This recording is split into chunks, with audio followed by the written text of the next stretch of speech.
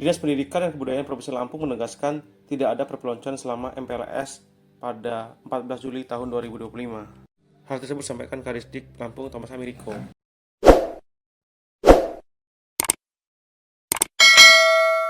Yang akan kita laksanakan pada tanggal 14 Juli minggu depan, kami sudah buat edaran resmi kepada seluruh satuan pendidikan untuk melakukan langkah-langkah dalam pelaksanaan MPLS supaya kegiatan itu bisa maksimal.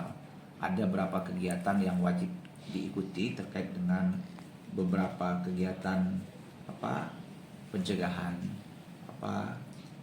judi online, narkoba, karakter, anti korupsi, kemudian juga isu pornografi, kemudian bullying, kemudian tawuran yang tadinya biasanya 3 hari ditambah menjadi 5 hari supaya bisa maksimal. Bagaimana mereka buat kesepakatan lah ya dengan guru, mekanisme pembelajaran, kedisiplinan supaya proses belajar selama 3 tahun itu bisa semakin baik gitu.